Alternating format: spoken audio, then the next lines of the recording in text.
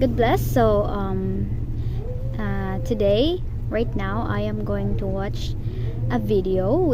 I am going to react on this video, which is a 45 minutes video. So actually, I've watched at least 3 videos from this YouTube channel, which is the Naked Science channel.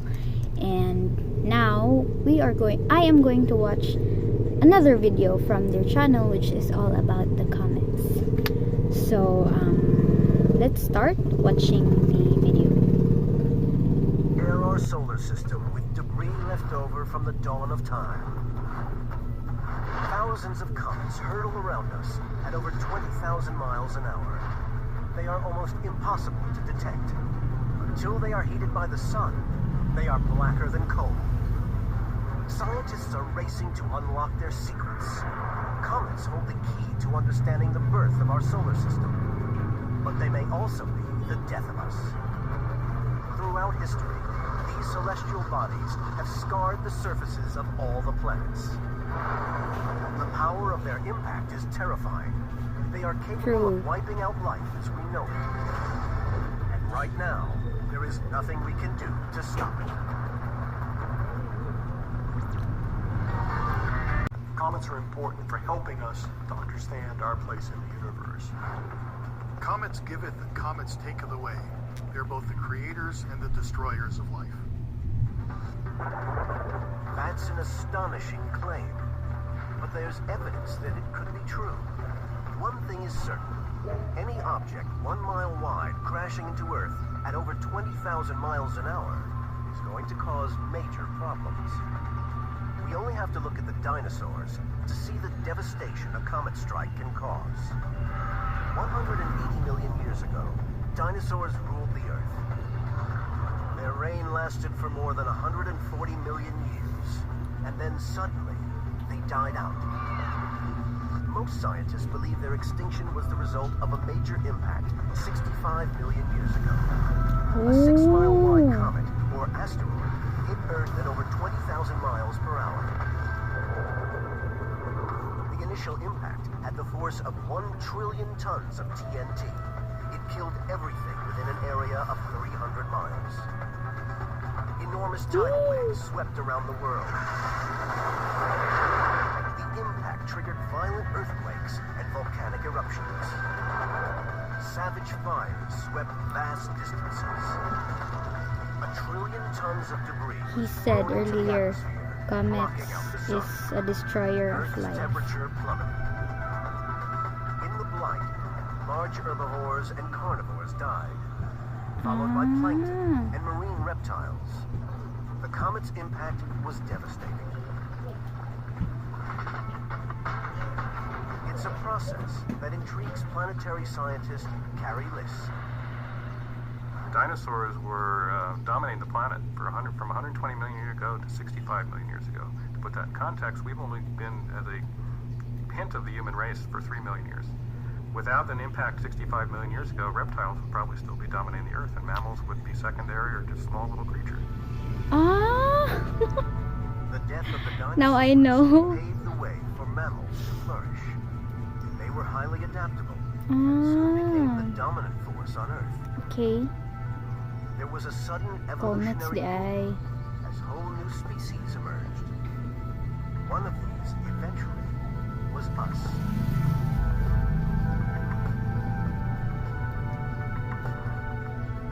It's 65 million years since the last mass extinction impact. Scientists believe that one day, Earth will be struck again. We don't have to worry about that tomorrow, but in the next million years. It sounds almost like science fiction. But we do need to worry about it as a species if we don't want to have the problem the dinosaurs did. Luckily, we have an advantage the dinosaurs never Still had. scary if We're tapang dinosaurs ka smart ron. enough to study our enemy and uncover scientific secrets that have lain hidden since the birth Basin of ang our human solar may system. ma-extinct. Today we have the technology to send fleets of satellites out into deep space to intercept comets, smash into them, even to land on them. But some of the earliest and most revolutionary research into a comet was done using a simple wooden telescope. In the 17th century, a British astronomer, Edmund Halley, Grabe jud ang mga tracked the movement of these discoveries celestial before. bodies. He correctly calculated that a comet observed in 1682 traveled around the sun in a highly elliptical orbit, returning every 76 years. Halley's research revolutionized comet science, but he still had no idea where these mysterious bodies came from. To understand this, we will travel back in time 4.6 billion years to the very birth of our solar system. Big Bang We Theory. now think that in the beginning, the solar system was just a thick molecular cloud of dust, ice, and debris. I saw this from their previous video. As it spins, it collapses to form the sun. The leftover particles stick together in Na-explain na ni clumps, sa previous which in video turn nila. form comets and asteroids. Over the next 100 million years, gravity causes many of these to come together. They grow to Dynaform. form over 100 protoplanets. Then the most violent stage begins. A fight for survival as whole worlds collide. At the end of Scary. only 8 planets remain. One of them is the embryonic Earth. Any comets that don't merge into a planet are cast out by the gravitational force of the new planets to the very outskirts of our solar system. An area billions of miles from Earth. Siguro if naisa ka comet nga mo land sa Philippines, But by like studying ma-erase the siguro ang orbits of whole thousands of Philippines. comets and Kaya gamay recording kayong how they enter Philippines. and leave inner space from every direction, scientists think comets must come from an enormous spherical cloud completely surrounding our solar system. They call it the Oort cloud. Ooh. Oort Our cloud. best understanding of the Oort cloud is that it contains about 1 million comets, and if you're standing on one comet, your nearest neighbor would be 10 to 100 million miles away. What if It's a kanang mga strange comets existence. kay mag These bodies have floated alone through outer space May race for jud ang 4 Earth. million years in orbits so vast and slow that it takes Bisag mga them 30 gagmay million bitaw ang years mga to comets circle the sun. uban. Mag-collide tugdungan. Scientists call them long period comets. Out here, comets are as black as coal and nothing like the bright-tailed bodies we see from Earth. But occasionally, something happens course. that transforms their appearance for good. Comets in the Oort cloud are unstable. The pull of a passing star can upset their equilibrium and send them plunging toward the inner solar system, accelerating as they go. For centuries, man's observation of comets was confined Panghadlok to man nga ground-based video eh. telescopes. But in Panghadlok ba? 1985, that all changed. The European Space Agency launched the Giotto satellite. Giotto's mission was to fly 90 million miles into space and rendezvous with Halley's Comet. Scientists hope to capture the first ever close-up color images of a comet, the nucleus rather than the tail, and unlock the secrets of its composition. Head of planetary missions at the European Space Agency is Gerhard Schwemm. Frem. Giotto was really an Gerhard exciting mission. It was Schwemm. also important for the European Space Agency. It was the first planetary mission, so to say. And it was really a risky mission because nobody knew about the environment of a nucleus. Would the spacecraft be destroyed? Risky In man March gid na nga work. 1986, Giotto boiling off the surface of the comet. Layo pa ta guys. Giotto showed for the first Daghan time pagpasabog. that gas production is confined to less than 10% of the total surface area. The rest is as black as coal. So what causes a comet to transform from an almost invisible lump into a whirling ball of bright white gas? The answer is our sun. As a comet moves closer to the sun, heat cracks the surface, and solid ice buried deep in the heart turns to gas, in a process called sublimation. Sublimation. The cloud of gas, known as the coma, surrounds the comet.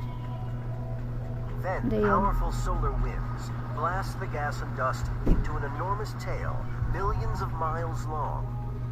There are so few particles in it that they could all easily fit into your average suitcase and still leave room for a change of clothes. The solar wind is so strong that no matter which way a comet is traveling, the tail always flows away from the sun. These tails can be very, very long, longer than the distance between the Earth and the Sun. So a comet can be, at the same time, a very small thing, one of the smallest bodies in the solar system, and at the very same time, also a very large thing. Taasa, uy. Throughout human history, the appearance of a comet in our skies has struck terror. People have seen them as evil omens, the bringers of Tungod jud death. sa ilang mga video, madlok na ko makitag koan. Man's fear Meteor of shower or comets ganun na yung mga fascinates shooting astronomer star, Don mga Gilbert. meteoroids nga Fear of maabot comets sa probably came from the fact atmosphere sa that, Earth. unlike the planets, comets would appear suddenly. They would look very different from anything else in the sky, and they would disappear. Amazing siya nga kadlok. This unpredictability has even caused war. In 1066, William the Conqueror saw the appearance of Halley's Comet as a sign from God to invade the British Isles. Sana all. These ingredients are clearly very common found on the Right Earth, kasi sila. and yet we see them also in comets, and that's not surprising because comets made up the material that we see on Earth. So we're going to start with dry ice, which is solid carbon dioxide. This Dry ice. is dirt, representing the rock-forming elements we see in comets. This is water, which is about half of all the material in comets, and window cleaner, which has methanol and ammonia in it. Minor ice species of planet comets, Mas but nindot important. jud if kami mo nga na. Chocolate sauce. Chocolate is Game not up with me found in ba? comets, but it represents the complex organics. We see all kinds of amorphous carbon and PAWs and tardy-like materials. And our chocolate sauce is going to represent that because it's easy to work with. Start with the dry ice. Put that in here. Dry ice. Dry ice is the same stuff that is used in movies in order to make fog. And you're going to see some of that come off. Oof, it's cold. Next, we're going to put in our rock form elements, represented by our dirt. And we're going to put a good fraction of them, because they're about half of all the material we see in comets. Next, we're going to put in our complex organics. And we're going to put in a dash of them, because they're only about 5 or 10%. Window cleaner. And finally, we're going to put in our water, which is a majority component, about a third to a half of all the material in comets. So yan ay. With all the ingredients combined, this gives gravity a hand and packs them together. What you see here is a comet.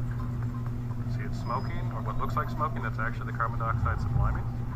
There's a little gas jet right there. Comets do that as well. And this is very much what we think is happening on comets. And it's even got little patches of ice.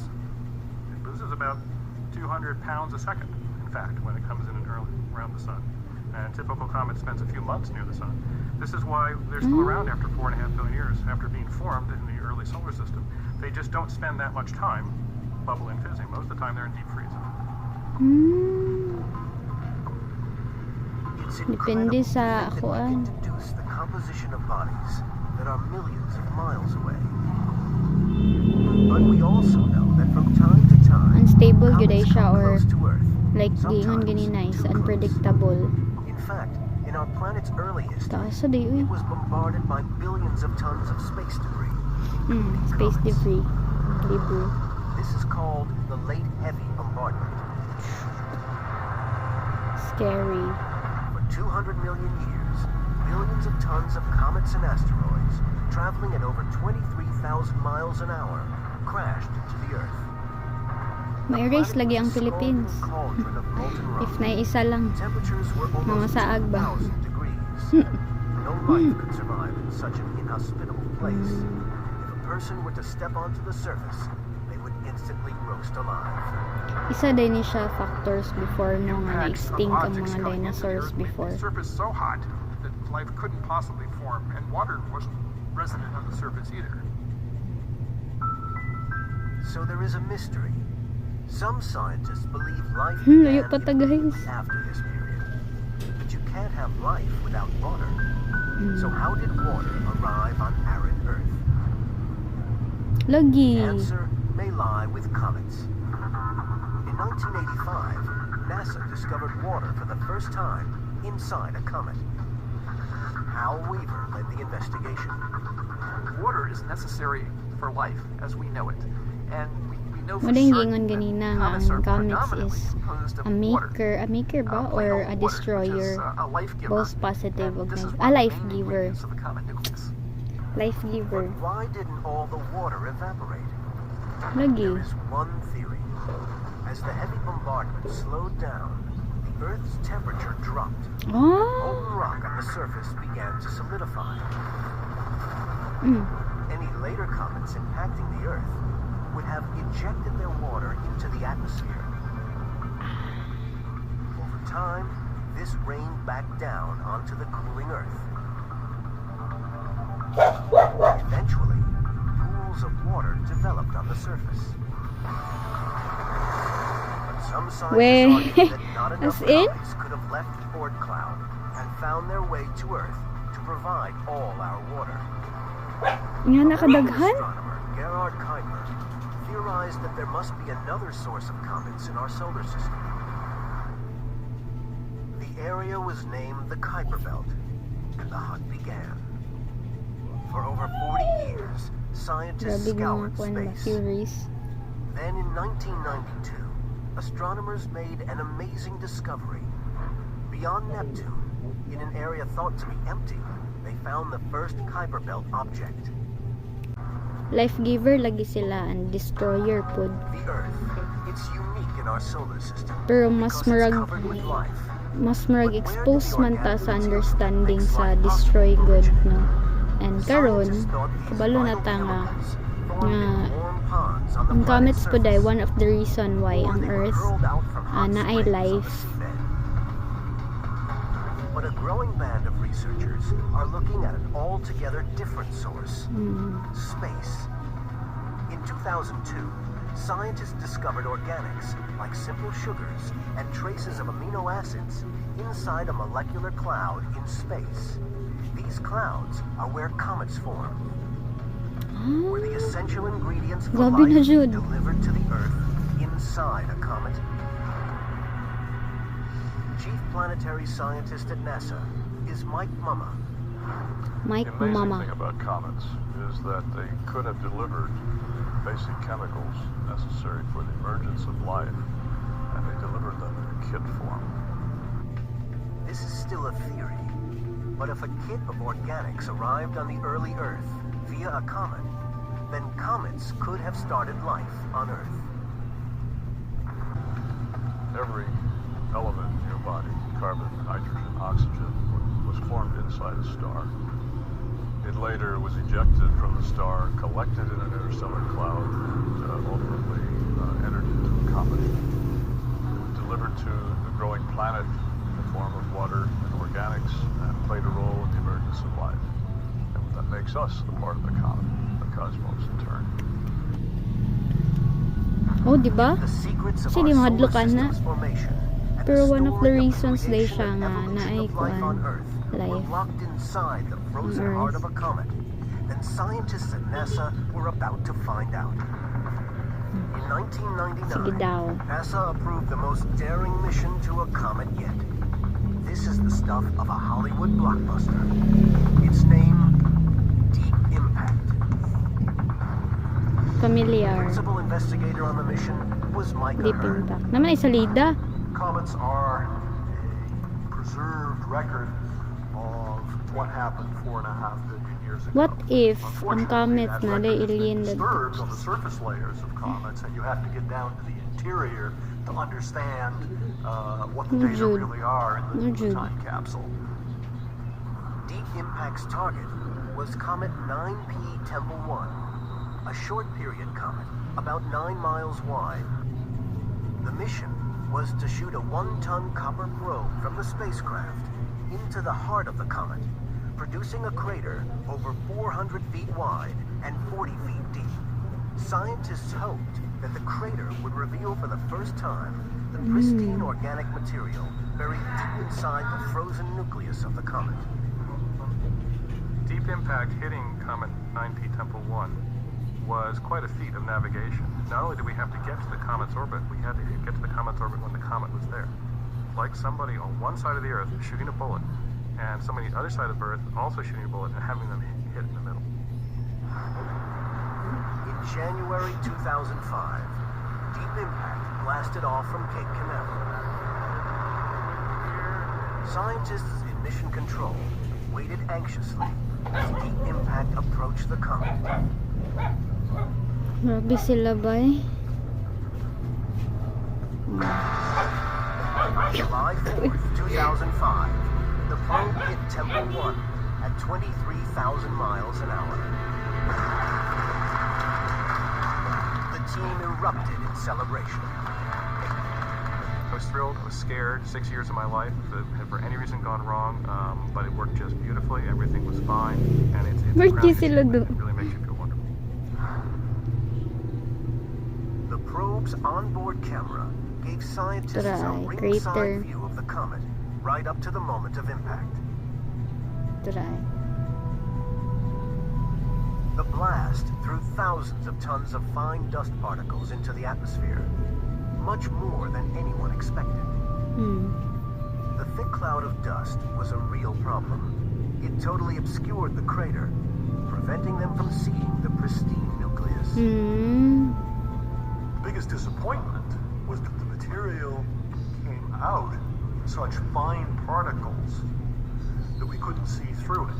If the material had come out with a lot of big chunks, it would have been relatively transparent. Despite this, Deep Impact did finally reveal the consistency of a comet. If you were standing on this body, its gravity is so weak that you'd weigh about a gram. You could easily jump off it. You could walk into orbit off of this comet. And it is so weak that you could actually burrow into it and burrow through it. It's like the strength of lemon meringue. Modern Scary technology gyapon. has revolutionized our understanding of comets. They are no longer mystical objects of fear. They are echoes of our solar system's earliest moments. But these objects are still active today. They may even hold the course. key to our future. Lagi, Because yes. comets are one of True. the very few things that could wipe human beings from the face of the earth. Walang Pilipinas. Human beings are the most successful species on the planet, and some scientists argue Siguro ko we tao, owe no? all Kaya to the mo ko effects of successful. comets striking the earth. But what may have helped create life could also wipe it out completely. Every year, Manang the threat scary. appears to grow as more and more comets are observed in our inner solar system. Eventually, something is going to hit the Earth. We don't know when or how big the object is going to be, but the Siya energy dramatic daw dumped siya. into these big explosive events True. can Tinood wipe man out, yun. you know, Possible hundreds man of siya thousands of mahitabo in the future. In fact, if a comet just Pero 1 unta, og mile mahitabo, wide wala na mi struck ba sa Earth, Earth? it would trigger a global catastrophe. Mm. The comet would rip through our atmosphere in seconds and Yes. crash at over 100,000 miles an hour. Di ba? The impact would kill For millions sure. of people. Yes. But the chain reaction of natural disasters that follow would be far more devastating. Earthquakes would tear through the planet. Monster tsunamis Volcanoes, would strike deep tsunamis, inland. yeah. Fire would destroy whole cities. Of course. A huge cloud of dust would obscure the sun. Then, nyit na dayon. Weeks after the impact, Kaya di ba basta the may death toll would reach na-impact na may hundreds of tabo sa comets kay mag-produce siya og daghan With kay nga little dust. clean water or food, and our electricity network crippled, the Earth would fall into a nuclear winter. In less than a year, much of the Earth's population would be wiped out. One day, this could become a reality. Luckily, Earth has a protector, Jupiter. Wah! Jupiter is the king of the planets. Thanks, Jupiter. 320 times more massive than the Earth, and so its gravity is one of the dominant forces that interacts with comets. Jupiter just basically can swallow them up, either capture them Tungod and sa orbit kadako. around itself, Mm. or perturb their orbit so that they Because of really the don't come atmosphere directly po niya. towards the Earth. Mm. In 1992, we got our first So possible siya mahitabo Jupiter's pero awesome dugay power pa. as Oh. it tore a comet called Shoemaker-Levy 9 into 21 pieces. They came in at roughly 35 miles per second. This is incredibly fast. They went plunging Naku, drilling kayang a Jupiter hole into man the yun. atmosphere of Jupiter and then exploding, and a whole bunch of material from Jupiter then went shooting out through that same tunnel that was drilled into Jupiter's atmosphere. Pero what and raining if back onto Jupiter, creating these huge magdungan impact sila stars the size of the collide Earth. magdungan sila bangga sa The Jupiter. real showstopper was Then a dili 2-mile maagwanta ni wide Jupiter fragment tanan that mo buto struck si with the Jupiter energy then mas follow tanang equivalent to 6 planet. million megatons of TNT, around 600 times the world's entire nuclear arsenal. Witnessing an event like this really made us understand how tenuous our existence is. If we get hit, it could really threaten life as we know it. Impact events are now rare on Earth, but they do Bitaw. happen. This home movie, taken in the Rockies in 1972, shows a small object bouncing along on the Earth's atmosphere before shooting back into space. If it had broken through, it could have destroyed a city. This time, we were very lucky. But the people of Tunguska, Yagi ra. Siberia were not so lucky. Ah. At 7:17 on the morning of June 30th, 1908, a mysterious object exploded overhead. The Earth shook with the force of an explosion equivalent to 1,000 Hiroshima bombs. O kabalo ato Hiroshima bombs, pero basta bombs. Across an area 12 times larger Sana than siya kakusgon Washington, nga D.C. bomb. Scientists now believe the blast came from either a comet or asteroid exploding 3 miles above the ground. Amazingly, only a small number of people were killed. If a Tunguska-like event happened over a large metropolitan area instead of in the middle of Siberia, Yeah. it would have caused widespread devastation. Depende o gasa siya ning land. If Jupiter fails Kay to if protect us from an extinction-level comet, kuan pa to is nga there anything area we like can do daghang to tawo. protect ourselves? Don Yeomans Daghan is the jud. manager of NASA's Near-Earth Object Program, the front line of Earth's defense. NASA has started a near-Earth object program. They started back in 1998 in an effort to discover and catalog and trace the motions of all the near-Earth objects that could cause global disasters should they hit. 5 observatories around the world and an army of astronomers search the skies 24 hours a day, hunting for comets and asteroids. It's what we call a low probability, high consequence event. So while they don't happen very often, thank heavens, when they do happen, they're catastrophic. So it makes sense to have some insurance against them. You go, why didn't I Amazing think of that kaayo ang simple trabaho sa mga scientists gyud labi nag mga astronomers katong mga scientists nga ilang study is ang scope is outside sa Earth. Kay dili nato ni mahibaw ang tanan nga possible day in the future ma-destroy ang Earth, ma-destroy ang life sa Earth if wala sila nag-study about Need ani. rocket fuel, and if you break the water down into hydrogen and oxygen, that's the most efficient type of rocket fuel. So in the future, comets may be the watering holes and fueling stations for interplanetary exploration. One day, we may need to leave Earth and go in search of a new home, because somewhere on the edge of our solar system is a vast comet that may smash into our planet and wipe mankind off the face of the Earth. Okay man na. Okay man na siya.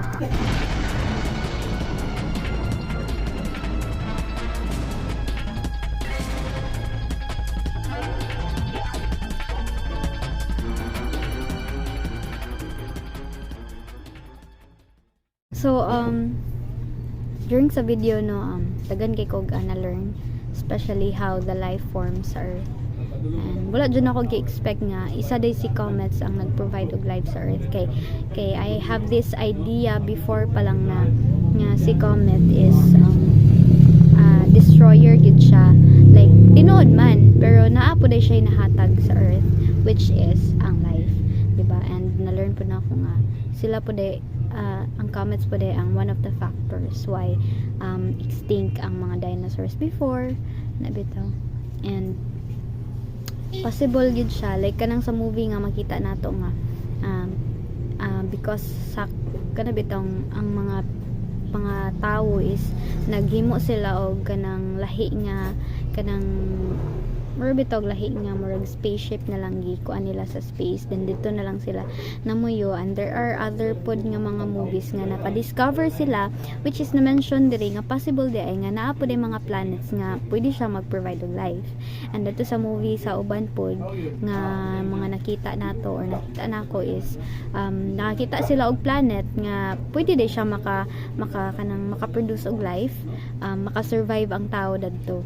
So wala ta kabalo siguro in the future na mga ingana nga mahitabo, because as what is mentioned here sa video is unpredictable gyud og always murag unstable ang comets. So wala ta kabalo unsay mahitabo, though naay gitawag dadto nga protector sa Earth, which is the planet Jupiter, pero we never know gyud kay daghan kaayo og comets, hundreds, thousands of comets ang discuss dato sa video. And usapod na mention nga dili nato makita ang comets if dili siya obvious, di ba? Like dili nato siya ma-predict or di nato siya makita if gapadulong na siya sa tuwa unless unless na touch or naagian na niya ang Jupiter, which is at least like 3 months ang Earth nga mag-prepare for the impact, which is na-mention sa video.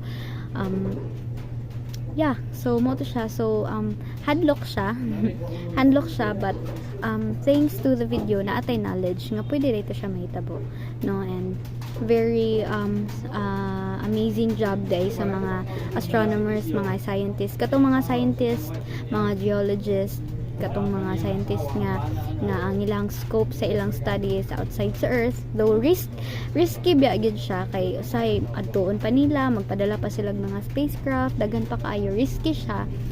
Pero thanks to them nakabalota nga nadaing ani, diba? So what if wala na discover ang telescope, wala na discover tong mga equipments nga ilang gipang mention ganina. So unsay mahitabo sa kuan, di ba? Unsay mahitabo sa Earth nga wala ta kabalo sa mga nahitabo sa gawas, which is ang mahitabo day sa gawas like collision sa mga comets, na di siya effect, pwede siya makahatag og impact, which is dili siya maayo, catastrophic impact dili sa ato ang planet, no? So ako pong na-mention ganina sa video while watching. So siguro isa lang ka comet mo impact sa Philippines, may erase gid siguro ang Philippines, o maybe maapil ang mga neighboring countries, may erase og apil. Imagine nya, feel nato nga wala lang, chill lang, di ba? So pero moto siya. So that's my reaction. Medyo hadlok siya hadlok siya. Actually makita kog mga meteorites, kanang mga shooting star and kanang moagi mga comets, di ba? Maato man na siyang ma-view usahay sa videos usahay kita, pero talagsara kayo, rare kay na may siya medyo. So kana bitong makauna-una ka nga hadlok siya kay what if mauna man na overthinker babi overthinker. Pero mas maayo siguro if nakay hunahuna bitaw ana, or nakay hunahuna or interesado ka nga mag-think about ana, because makatabang po na siya sa tuwa. Pero what tayo mahimo if mahitabo siya in the future. Pero kay lagi technology is nagka-advance, there is the development of technology. So wata kabalo katong mga theories nila or katong mga ideas nila nga i-push na lang ang comets outside sa Earth aron ma-prevent ang impact, or tagbuo na lang siya mga nuclear weapon nga dito na lang siya sa space mo explode. So what kabalo in the future makahimo sila og ang scientists makahimo sila og mga instruments nga possible di ay nga ma-prevent ang impact if ever na mosulod nga comet sa Earth, ma-prevent to ang catastrophic nga mahitabo dapat. So science is indeed amazing, but hadlok. So I learned a lot from this video, and actually sa uban pud nila nga video which is hadlok gyapon siya, which is nag-discuss sila about the Big Bang Theory sa katong mga unsay mga minerals sa earth. Daghan kaayo actually og a learning ang ilang video, and just like this video daghan kog nakatunan. So that's it. Siguro na yung mga part nga boring siya, no, kay gusto lang man pud ko mag-focus and wala kayo ko reactions in between sa videos, in between sa mga clips sa videos. Pero I am interested sa topic. Very kanang na knowledge gud nga makuan sa mga bitabas, especially dili gud sa as a student, dili kayo ta expose sa mga nga mga kuan. So that's it. Thank you so much for this opportunity nga nakakita mi ani nga video, and sir, this reaction video. So mora to siya. Thank you for watching, and God bless. Bye bye.